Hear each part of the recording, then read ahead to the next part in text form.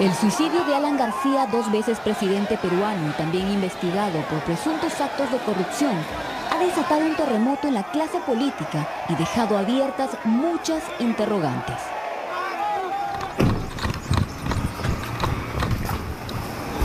Desde el miércoles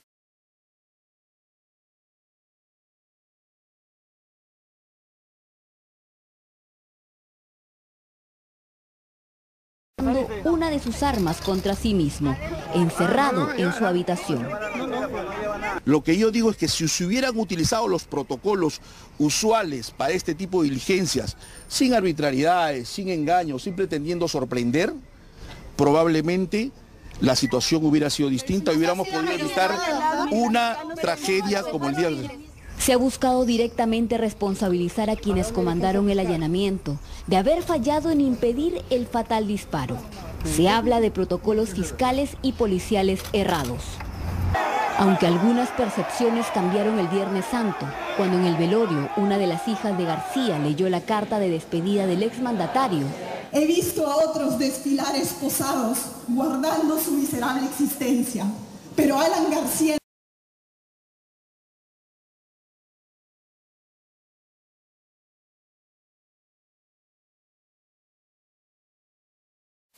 una señal de orgullo y mi cadáver como una muestra de mi desprecio hacia mis adversarios porque ya cumplí la misión que me impuse. Aclarando que fue una decisión propia, algunas dudas han persistido. Este programa intentará responder algunas de ellas. ¿Cómo actuó realmente la Fiscalía y los agentes de la División de Alta Complejidad de la Policía DIVIAC? ¿Existe un protocolo o manual específico? ¿Cuál fue la mecánica usada durante el allanamiento? ¿Pudieron realmente hacer algo los agentes para evitar el suicidio? Primero tengo que lamentar esta muerte.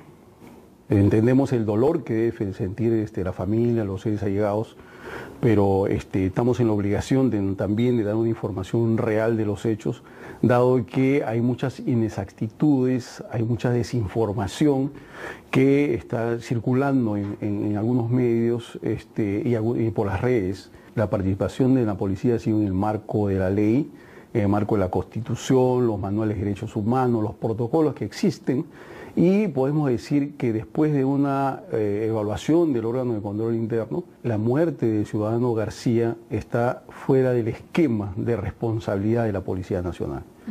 Y a las pruebas nos remitimos. El accionar de la policía antes, durante y después se ha encajado en todos nuestros procedimientos, ¿no? Estas son algunas imágenes del allanamiento del miércoles de esta semana en casa del expresidente. Imágenes que ayudan a dilucidar detalles, pero que también revelan hechos desconocidos hasta ahora.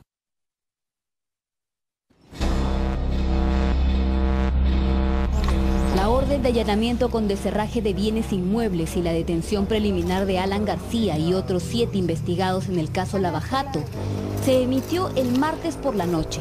En estas imágenes vemos llegar a la casa en Miraflores, apenas comenzado el miércoles, a los agentes de la División de Alta Complejidad junto al fiscal adjunto Henry Amenábar, parte del equipo especial.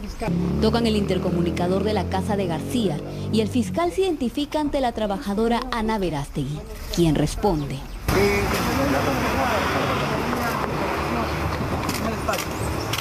Para una diligencia fiscal. Para una diligencia fiscal.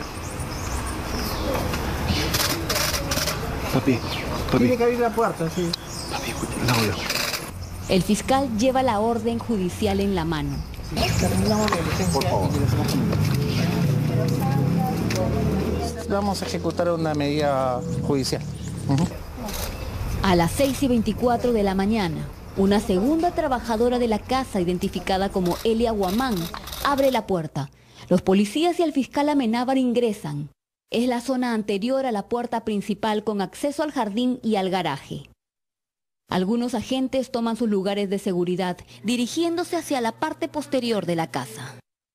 Casi inmediatamente aparece Ana Verástegui, con quien el fiscal habló por el intercomunicador y los hace pasar al hall de la casa.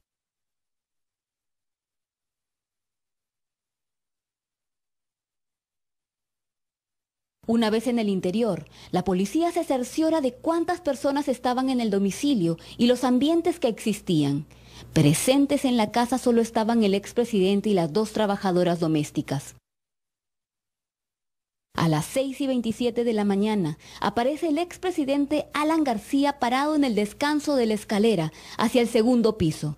Ya está cambiado con ropa casual oscura e intercambia palabras con el fiscal.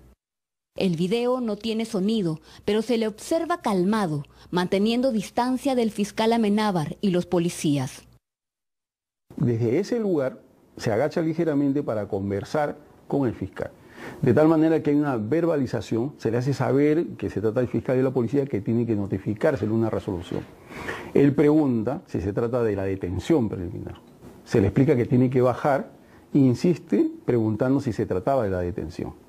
Nuevamente se le explica que tiene que bajar. Acto seguido parece tomar aire y mientras no deja de mirar al fiscal y a la gente que ya empieza a acercarse al pie de la escalera, sube hasta el segundo piso. Abarca 2 peldaños por paso y se pierde de vista rápidamente. Casi de inmediato, uno de los agentes va detrás de él, pero al terminar la curva, García ya se había encerrado en su habitación, a pocos pasos de la escalera. Eran las 6:28 de la mañana.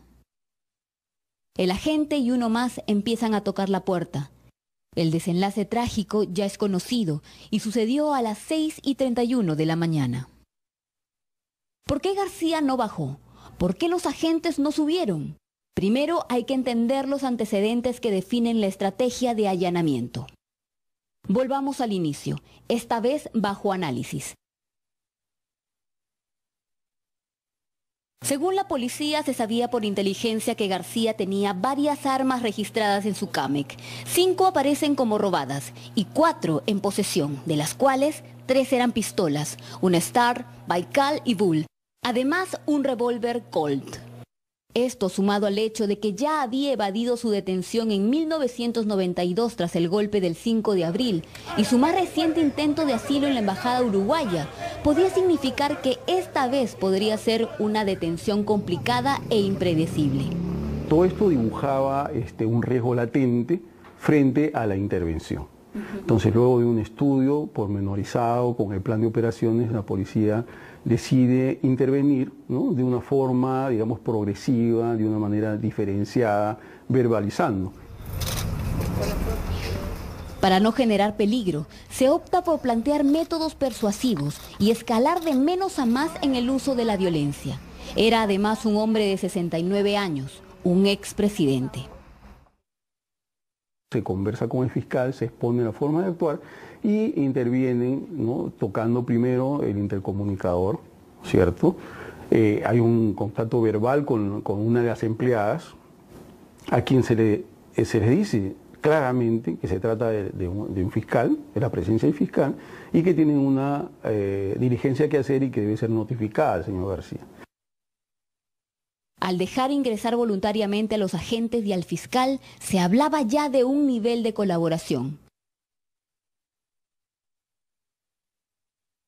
Pero es aquí, al aparecer Alan García en el rellano de la escalera, donde un detalle desconocido hasta ahora se hace visible. Durante 23 segundos aproximadamente, Alan García se mostró colaborador. Mientras se agacha para hablar con el fiscal, se delinea un bulto en el bolsillo derecho del pantalón. Se percata de que uno de los agentes DIVIAC sube las escaleras para detenerlo. García gira hacia su derecha, se lleva la mano al pecho y parece tomar aire, mirando hacia su habitación. Según dijo en ese momento para hablar con su abogado, cuando el expresidente empieza a subir los escalones, extrae del bolsillo derecho su revólver y sube las escaleras a tramos largos. El arma empuñada es visible por solo un segundo.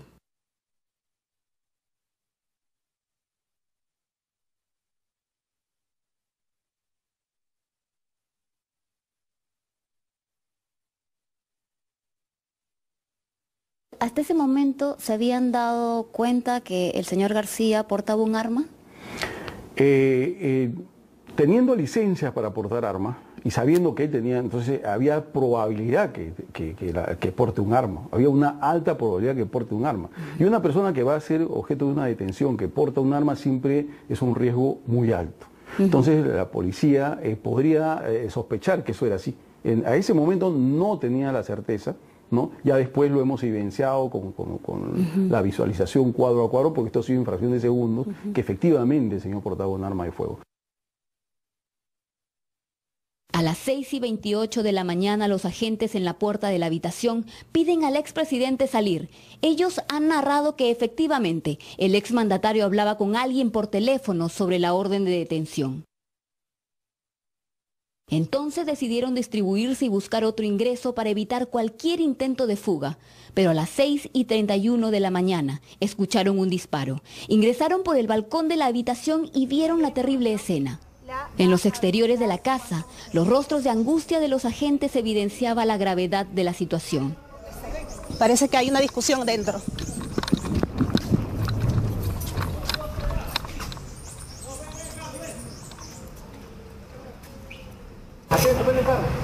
Van a salir en un vehículo, al parecer lo que escucho. Ahí sale justamente un vehículo. Perdón, voy a cruzar.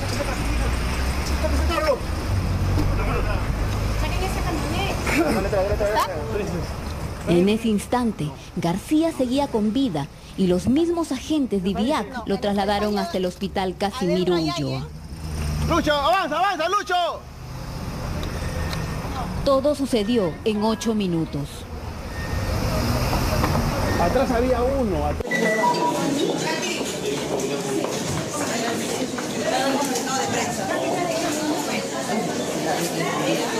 El señor expresidente Alan García se encuentra en este momento en sala de operaciones siendo intervenido quirúrgicamente por neurocirujanos, médicos intensivistas, neurólogos.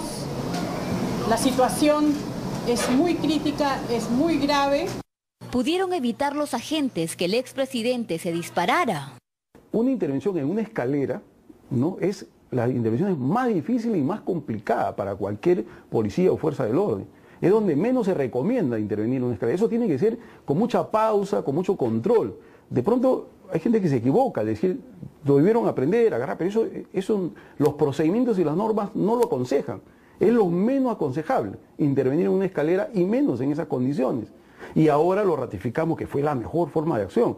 Si el policía hubiera estado usando, digamos, a una fuerza que estaba más de lo previsto, hubiera de repente en estos momentos estar lamentando, ¿no?, un daño mayor, como ya he mencionado.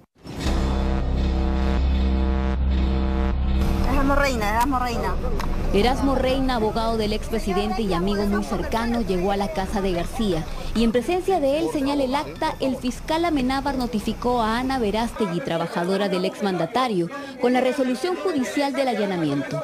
El mismo que tuvo que suspenderse hasta que llegaran los peritos de criminalística y el fiscal de turno. A las 9 de la mañana se pudo iniciar las pericias en la habitación de García.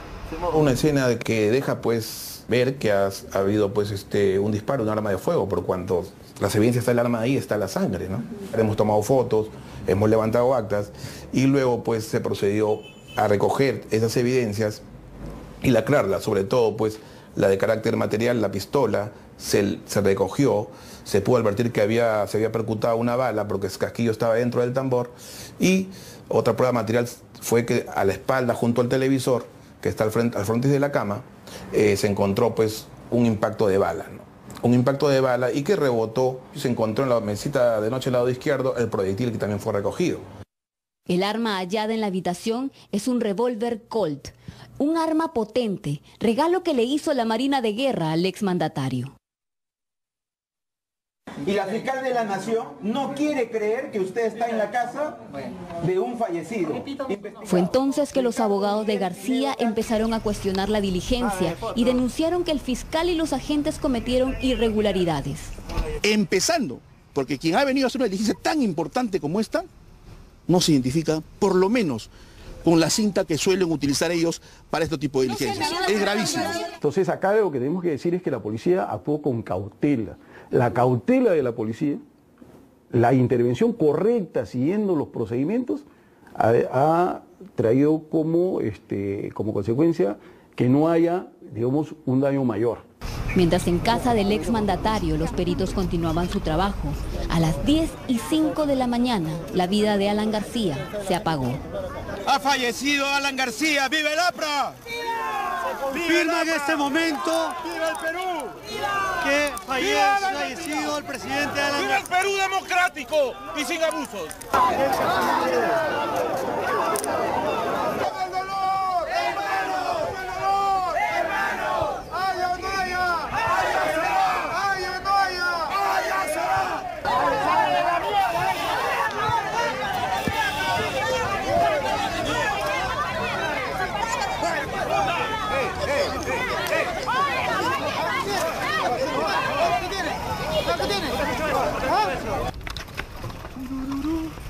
A las 10:20 concluyen las pericias de criminalística en la habitación de García y por ende la diligencia del allanamiento de acuerdo a ley debía continuar.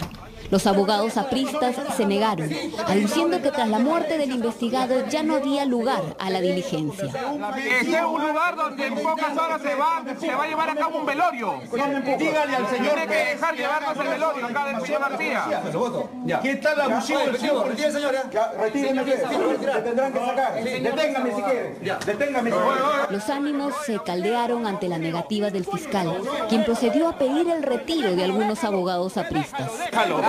Yo estoy describiendo la ilegalidad que empezó a las 6:30 de la mañana y que continúa. Yo venía, y aquí no sé, alguien se alegrará por el morbo. Yo venía por la ropa del presidente para proceder a las exequias y me han expulsado y me han amenazado que me van a enjuiciar. El hecho de que una persona fallezca no impide el allanamiento porque son medidas distintas. Una cosa es la detención y otra cosa es el allanamiento sobre los inmuebles y cualquier otra medida o diligencia vinculada con la detención de otras personas. Entonces todo corre de manera paralela. Que la persona fallezca no impide el allanamiento del lugar. A las 12:20 se continuó con la diligencia de allanamiento a la casa del expresidente, mientras en el hospital familiares y partidarios de García esperaban al fiscal Guillermo Peñalosa para el levantamiento del cadáver. De acuerdo a ley debió ser llevado a la morgue, pero por pedido expreso de la familia las pruebas se realizaron en el mismo hospital donde murió. A una petición especial de la familia, toda vez de que tenían miedo que se produzca problemas, conflictos al momento del traslado de su padre, solicitaron pues de que se haga la necropsia en el lugar, ¿no? Entonces, comunicamos con nuestros superiores, en este caso con la misma jefa de nuestra institución, y dijo que aprobaba esta situación por cuanto por cuestiones de seguridad se realizara de esa manera, ¿no? La ley lo contempla. La ley lo contempla, en casos especiales lo contempla, ¿no? Poco más de 3 horas duró la necropsia al cuerpo del exmandatario. Se le practicaron varias pericias como la absorción atómica, el ADN a la sangre hallada en la habitación y al cuerpo, así como pruebas dactiloscópicas y odontograma, entre otros. Luego también se hizo la pericia dactiloscópica para determinar pues que las huellas corresponden a la persona, pues que eso se compara con las huellas que hagan René y se va a confirmar pues que es la persona que en ese momento se habría disparado hacia el expresidente Alan García. La carta del exmandatario asumiendo la responsabilidad sobre su propia muerte hablan por él. El video de esta intervención da aún mayores luces del hecho que ha marcado el fin de toda una era política.